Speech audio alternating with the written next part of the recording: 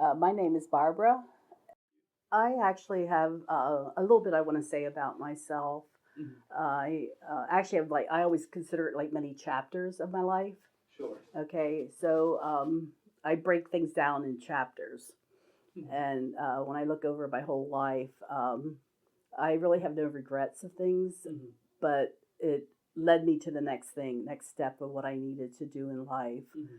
and many of the things I was able to accomplish later in life was because of some of my experiences when I was younger. Mhm. And my background actually, when I was 6 weeks old, my parents went through something very dramatic. So here I am, a 6 week old baby, experiencing where my mother just shut down. But I, my aunt would step in at times, help, and I actually, because of that, I was actually a very good baby, you know. And when I look back on my life, some of those experiences probably led me to more empathy, you know, because I had was able, when raising my children, taken 9 foster children. And one of my favorite verses actually is in Isaiah, where it says, "Remember ye not the former things, neither consider the things of old. Behold, I give you a new thing, you not know what it is." And I think because of that, to me, it's actually amazing that I was able to continue, even though there was chaos, even from an early age. Okay. But then I had to also realize that was their skill level, you know? And so I actually left home about 17 years old. And thankfully, I was able to get a good job with a Fortune 500 company. I was able to move up. Safety was my background, OSHA regulatory compliance certified, and then also in human resource. And raising my children, because I did leave early, I ended up almost in the same type of marriage that my parents had, but I was able to probably give my children a lot more. You know, like the home that we lived in was beautiful. We were able to bring in kids, but I think after I got older and learned more of the psychology part of things, the man that I married, the father of my children, he was abandoned at the age of 18 months old. So later, I ended up finding out that it was bonding issues, are really what his problem was, you know, and I never knew that. So after we raised the children, um, we split up, and that was after 20 years of marriage. So during that time, I was able to advance more, and then got my son through college. I was doing like 3 jobs. You know, I didn't want him to come out with debt. And one thing, one of my one son, he was in the Coast Guard at the time. He said to me, he got out of the car, he comes back out, and he said, "One thing I've learned from you is perseverance." And I thought that's a good legacy if you can always give perseverance to your children. So I guess they saw, no matter what had happened in my life, I kept persevering, you know. And the thing is, then when my children experienced things, hopefully they had learned from it. But I could always see that with my faith, that God always got me through things. And for example, one time I was so short of money, and I had just purchased a house on my own, and that was in October of that year. And I needed $672 in tuition money for my son to get back to college for the next semester, and this just doesn't happen. Like when you do closing costs, um, they're so accurate. The actual day in December 27th when I got this check to get him back in school was exactly $672 for overpayment. And those are the kind of things that I saw that kept me strong, you know, and kept us going. And then one time, my son, he's 6'3", and he needed a suit. I said, "I have enough money to buy the shoes for you for the, you know, but I don't have the suit money." That same day, that I said, "Just go to grandma's. I'll meet you in there with the shoes. Wear the pants you have," because at 6'3", he kept growing. You know, it was hard to keep him in clothes. And that same day, my mother was giving 3 suits I mean, I'm talking designer suits for him, and he comes out like this, showing his suit. Like, where did you get this suit? She said that day, this man that owned this restaurant in the Lebanon area, she said, "Will you get rid of these three suits for me?" He used those suits all the way through college, even for his first job interview. So to me, I felt I was never alone. I was always provided, no matter what had happened. And I actually see that even in like my foster kids. Like the one boy, he just sent me the most beautiful letter recently, and he said I taught him what a mother's love is. And I mean, it just was so hard, like my heart, when I read this. And he had gone through so many trials because when all that had happened, the one boy left the Coast Guard, the one left for college, and that one actually went back to his mother, but then still had trials. So if anything, I feel, and that's why I sort of like that verse, uh, you know, he always has this new plan for you. And that's what I'm trying to get across. No matter what happens in life, you just have to have that perseverance. And I'm glad the kids are seeing that. And then fast forward, I did remarry, and then I was able to, at 48, after 28 years from the company, take a retirement buyout. And then I said, God, I said, wherever you want me next. And every 3 years, he moved me. And the thing was with where I got moved each time, one was actually the shelter for DVI, for domestic violence intervention, was shut down. And nobody knew it, but prior, God had shown me, I wrote manuals for the company, and everything was taken. So I got certified, and then that December, I gave my resume. I said, here's my resume. I don't know why. I really didn't. I didn't know why. Well, I didn't know they needed manuals written, they needed a case manager, and I was already certified. So March of that year, the state came in, and she closed the books, and she said, because also my safety background was part of what had to be in that manual. She said, excellent, excellent, the shelter's back up running. But if I wouldn't have went through some of those things, I would have. I'm talking about the marriage ending and everything. What I went through at the end of that, I would have never knew of those situations. And then from there, that was for 3 years. And the next 3 years, I taught people that would have like GED. And they did, for example, I'll give you an example. The one girl, she came in, she was pregnant, had no high school education. She would take my 6-week class. At the end of the 6-week class, because she didn't have her GED, I helped her. We'd go through a program so she could get her GED. By the end of the summer, she had her baby, she had her GED, and she was enrolled in college that fall. Think of that, just that short time. But there I was too, at a very young age, at 17, which I did already graduate young. I was lucky for that. But I was still able to move forward and then, get a job. So I think that my experience of that and what my background of my growing up years helped me to teach other people. So I did that for 3 years. And then from that, I did a welfare work program for 3 years. And people would come in, and sometimes I was like tough because of my work experience and my work ethics. I would actually sometimes tell the girl, I said, aren't you tired of living that way? They were just, living on welfare, and a lot of times it was generational. And the one girl, she came back to me and she said, I was so angry when you told me that. Like, aren't you tired of living that way? And then she said, I was. And then she got a job. She was starting to take classes to go to school. And just all those people. I got there, I had 129 clients. When I worked at the shelter, I had 1,650 clients in 3 years. I mean, it's really a situation. Well, so then I sort of had a part where I went to the pregnancy center. It was a Christian organization. And I thought, well, maybe I'm going to nonprofit with more of the administration piece. Because actually my background was studying in business, is what my background happened to be until I got into social work. And then I did that for a year, but before you even started, you prayed for a half hour before you even started. And at the time, I don't even know how I did it, to be honest. I worked 2.5 days. My daughter-in-law was very ill with a pregnancy, and I ran five um, and took care of the business of the computers, the uh, business part of it, the checks, writing everything, payroll, all in 2.5 days.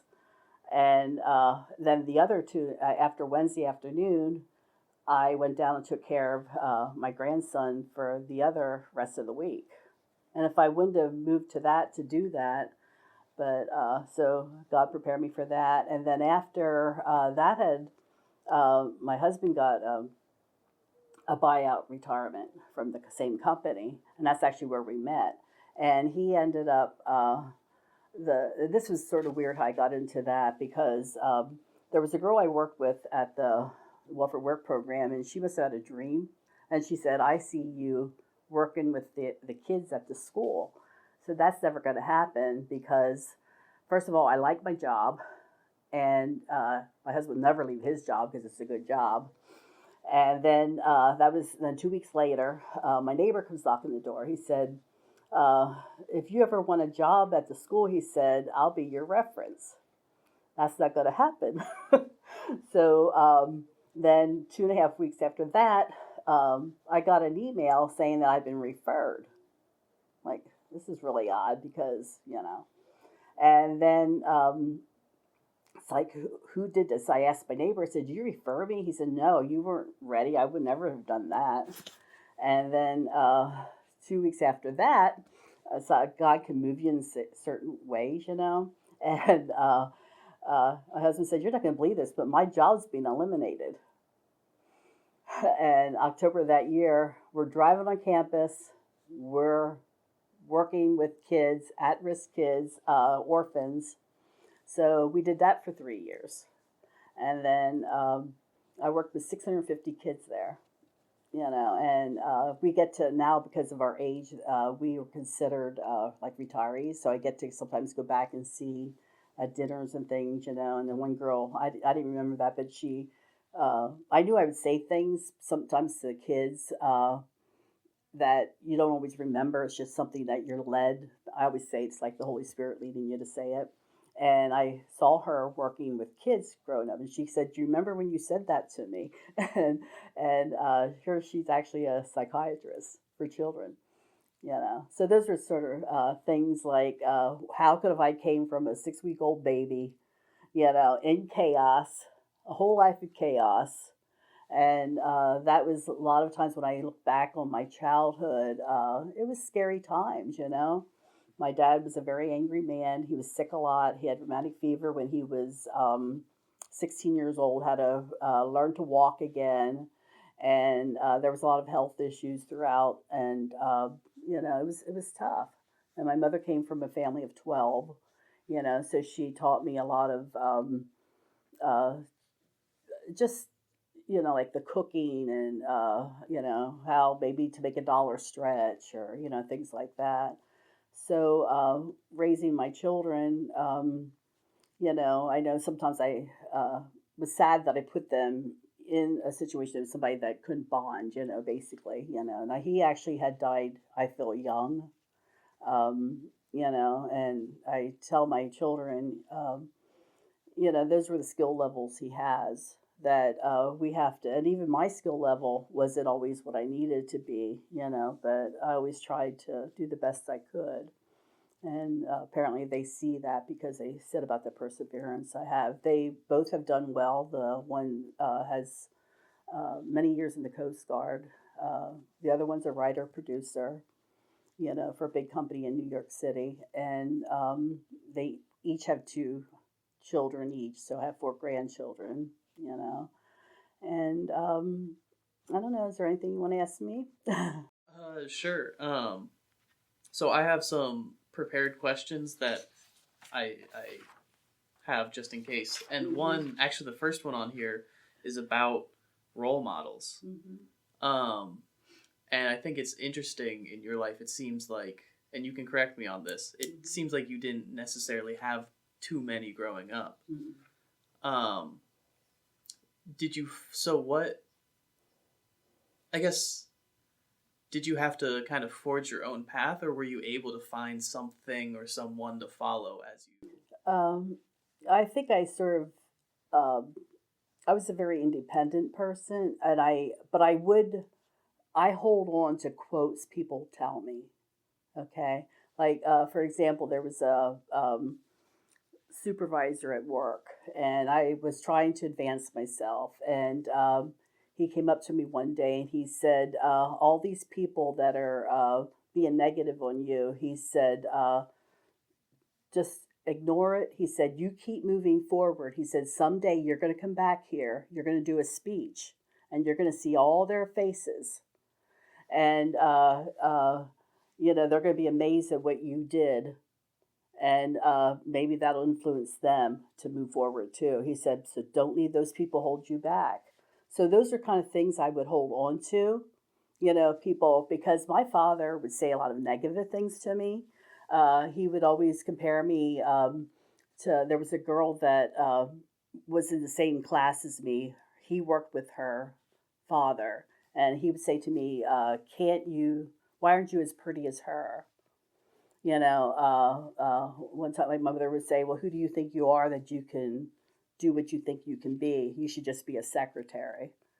There was a lot of things that I had to leave go, and that's why that verse I like, because of those kind of things. And then my grandfather, very nice man, always said he was such a gentleman, and he would say to me, "You always save 10%." He would encourage me that he wouldn't help me because one time I wanted to go to Germany, and I saved $600. I've been working since I'm 14, and I said, "I'm $200 short. I have 600. I'm 200 short. Can you loan this? I promise I'll pay it back." And he would not give it. So fast forward, it took me 30 years. And my son actually at the time worked for an airline. And I went first class to Germany, but I went first class. So those are the kind of things that it didn't hold me back. It hurt, but then it also taught me to make sure you can save money. And I try to teach my grandchildren that. Always try to save some of your money because, when you get older, you want to have that. So, uh, yeah, there's a lot of times through life where people would just say something and I would hold on to it. Like just for instance, my grandson was going through something not too long ago, and I always call her my psychiatrist. She's 80 some years old, and she just walked by him and said, "Don't leave your past define your future." He needed that at that moment. So people like that will come into your life. And I know even myself, I run into people like that all the time. I could be sitting in another country somewhere and some little girl come up to me and I might say the right thing to her at that time. So somebody just recently said, "That's a light worker." I never heard of that before, so I looked it up. And I think that's how I looked at, like, people are there, just are called God moments. I don't know. People come and say the right thing at the right time. And to me, that's very encouraging. And my grandchildren, the youngest ones, the one's 16, the one's just turning 18. They had gone through a lot. Their mother left, and then I fill in that shoes a lot for them. And so we're driving now. The one's taking the drive, but he wanted me to go take his permit on last week. He said, "I want you." They called me me mom. He said, "I want you to do it." But they were talking too. So their mother's leaving and going to San Diego, and he said, "I have 2 more years left," and she's leaving after Mason graduates. And I said, "But remember, that all the ones that do love you, and she does, but we're." And I always tried to make them know, when they were 2 and 4 when this all happened. Every night I would say a prayer with them and then say about all the people that love them. So I don't think they ever felt that they were not. So I think a lot of that came from me. You have to persevere, and I told the one that the psychiatrist just told him that don't leave your past define. I said, start thinking of your goals. He's enrolled in college, and that'll be coming up, and he's graduating on Friday. So, you know, hopefully they learn from, even the negative of my life. And, I'm glad I have the relationships I do with them. Hmm. So you hold on to whatever you can, whatever somebody says. And I always tell the children, I said, somebody will say something negative. There was something that happened on Friday to my one grandson. I said, don't leave it penetrate into your heart. Never leave it penetrate into your heart. And and it was a very special moment. It was his prom, and the girl, 10 o'clock that morning, decided, her parents, that she couldn't go. I mean, that's a life moment, your prom. And then thank goodness 2 friends of his came, that weren't going with anybody either, all dressed in their tuxes. I got a picture of it. And they said, we're taking you to the prom. So thank goodness for good friends, you know. And I have a really good friend too that I've been since, I have a lot of good friends, but the one that we went to high school together. And she said, out of all the people in the world, she said, I trust you the most of anybody. And we have stories. I mean, I had a lot of fun with her. When I was 16, we decided, I don't know if I should say this, I don't know if I, but we decided we were going to go down and get jobs. We had 3 jobs, and we would have been so busy. Well, we didn't tell our parents that we were going. And 3 days later, they come down, find us, and to this, well, we still laugh about that because now the one, she lives at the shore. It's like, oh, we don't even have to take the bus anymore, you live at the shore. But my mother never left her forget that, until the day she even passed away. That was like one of the last things she said. She called and wanted to talk, but mother had her mind up to the last moment. And she said, when you did that, she still yelled at her, and we're laughing. My mother laughed actually over some of the stories at the end, so there was a lot of humor, what she remembered. Yeah. So, any other questions? Um, I think I have a few. I don't know how many of them would apply to you. You might have an interesting answer to this one. What's the biggest risk you ever took? I did. Uh, when I think about it, it's funny. Um, I bought my first house at 20. Okay. When I was 25, I decided to build a house. See, so I always was like financially, Well, I didn't know when you build a house, your closing costs are in the um, beginning. Closing costs, aren't they? Shouldn't they be at the end? Because when I bought the first house, it was when you bought the house. I didn't know closing costs, and I literally went to the bank. I had the land, but I couldn't believe I did that. And it's like I didn't know closing costs. And then she said, "Well, within 10 days, you have to have the closing costs money," which was at that time a couple $1,000s. And I thought, "Oh my word, how am I going to do that?" And this is just the way life was. And I thought, okay, how can I get this money? And I had insurance policies from before, cashed them in. It was enough of money to pay for the closing costs. I mean, who does that? You know, me, I did that. Stuff like that. So I look back on it and think of, that was a risk because I did have to put money down when I went in that day, but I could have lost that too. But thank goodness I thought about those policies. It was enough to cover the closing costs. So when you build a house, you have to have it up front. Yeah, I took a lot of risk actually in life, I think. I was very adventurous. I probably did almost everything except jump out of an airplane. And now I can see where I hurt a little bit, like my neck hurts sometimes, my back hurts sometimes. Then after I do it, like I went right after hard rains, whitewater rafting. And normally it takes 5 hours to go down the river. And because of the hard rains, everybody said it's really not safe. I went anyhow, and we went down in 2 hours, and we got swept up on top of a rock. And after it was over, I thought, wow, that's really was dangerous. And so I went to work. I was saying about how dangerous this was. I can't believe I did this. And then the girl said, my husband died on that river. Like, oh my word. And then another thing I did, one time I took an hour skiing lesson.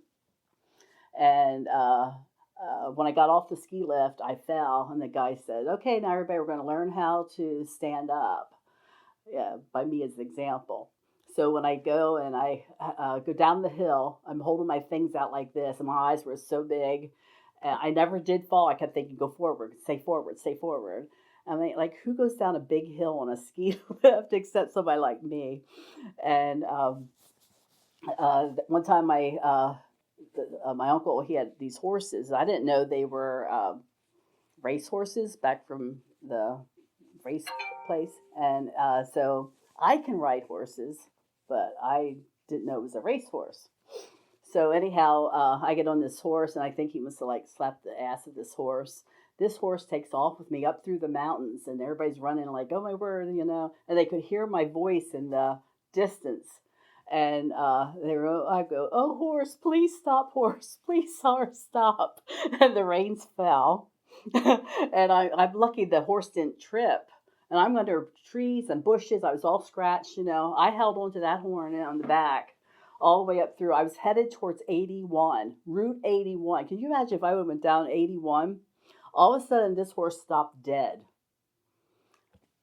Okay, so I'm trying to get the reins back. All of a sudden, the thing turned around and ran all the way back with me on it. So my husband at the time, he always was in farming and things like that. He went like this, running down the road to get me stopped, and got the horse. He goes, "Okay, now just stay on. I'll walk you back." I was like, "I'm getting off this horse."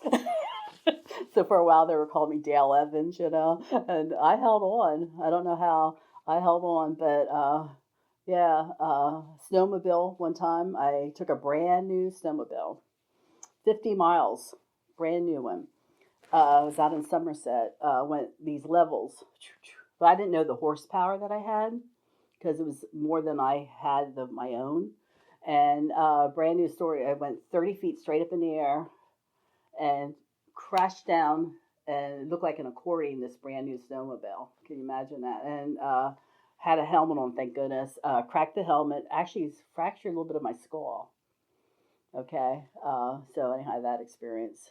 So I always made sure after that I knew what horsepower I had. So I have a lot of like funny stories, and then we had a lot of like stories. Just the kids growing up. Uh, they filmed some of it too. I don't know where the films are. They'd probably be like pretty funny because the one time he came home with this big tractor trailer tire, and at that time it was like really thin. And he said, "I always could fit in, okay, but you can fit in." So anyhow, he had the one my niece. She stayed here. My other son down below, the other one down below. And then my niece see me coming down the hill in this tube, and they said, "Oh, you can see my white pants, these like my butt hanging out." And she runs; she didn't want to like get hit. So then the next one, he tried to get me down, but he couldn't. Thank goodness for my oldest son because he did everything. I would have landed in those trees.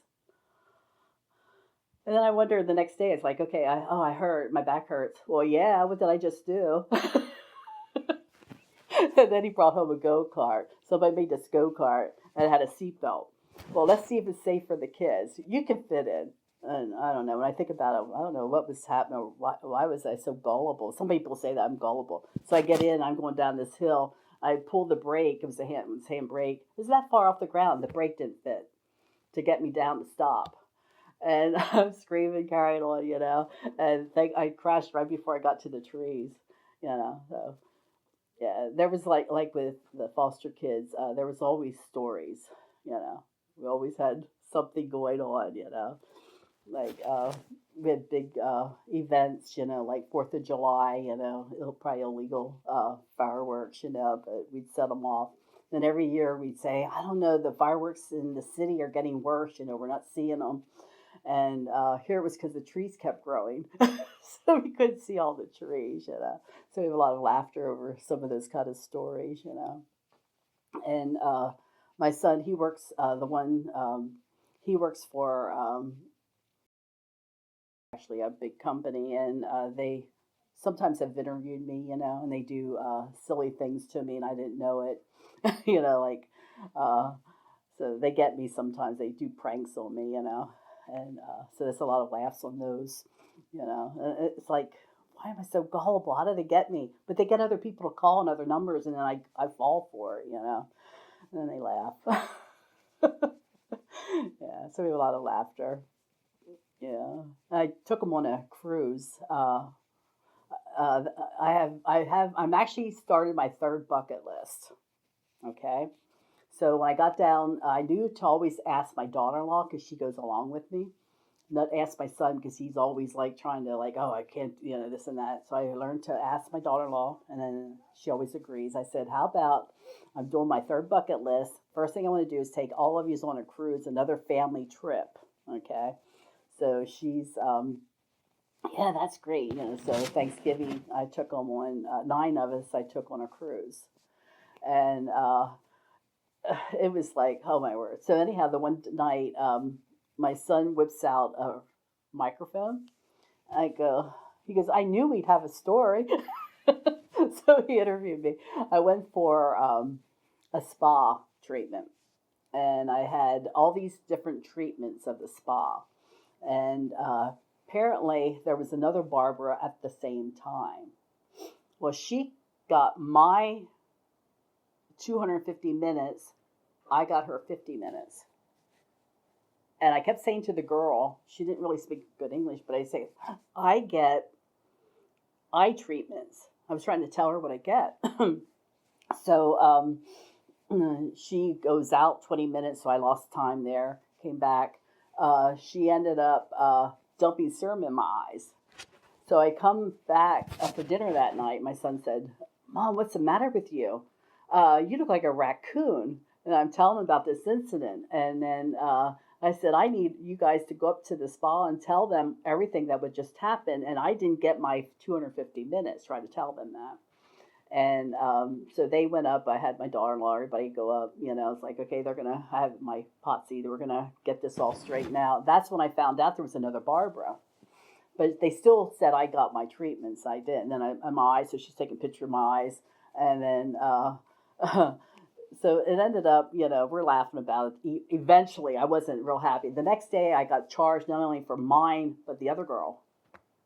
Yeah, can you imagine that? So everything that could possibly go with this cruise, like my cousin, she said, oh, they're just wonderful. This Jason Hill fiction. Well, it was the worst cruise when I think about it, but then we just made it into funny. What could you do but laugh? I lost my husband there, and I go back. I said I lost my husband on the island here. I'm not sure where he's at. I said, do you have a replacement? So I go back and go up and get a shower, and then my son comes knocking the door. I said, I don't know. I said, he's been gone really long. I said, I think we lost him on the island somewhere. And then he goes, well, you look really concerned. He said, there you are, because my hair was all wet. Got a shower. And then he's laughing.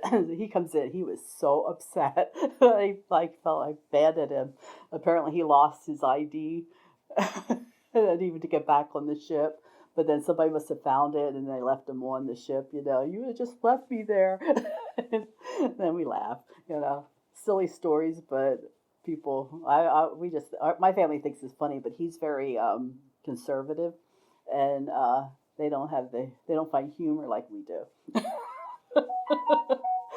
So those are some of the things that I laugh. What can you do?